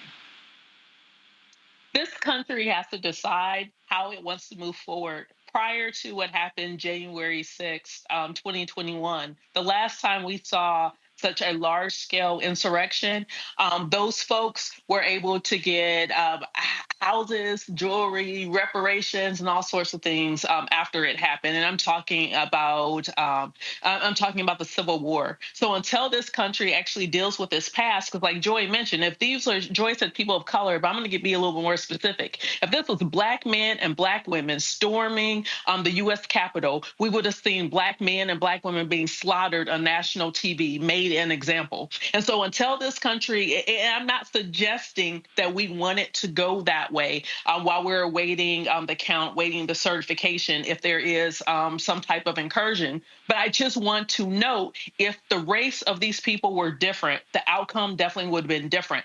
Because we know this is America and was largely white folks then, and it's largely white folks now who are talking about doing something again in January while the count is happening, then this government must make it very clear these people need to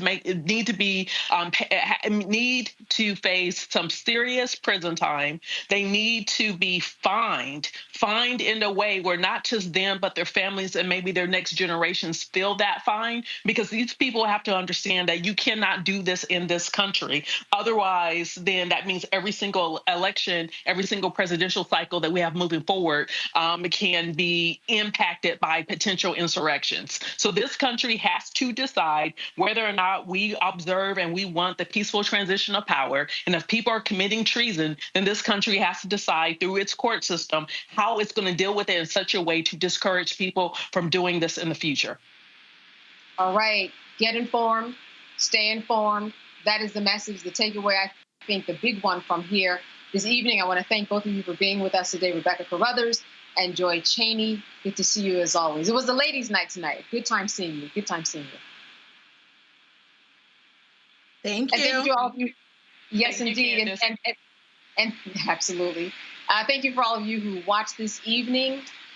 Have a good weekend. Roland Martin will be back tomorrow. And as always, good being with you. You've been watching Roland Martin and Filter. I'm Candace Kelly. Good night.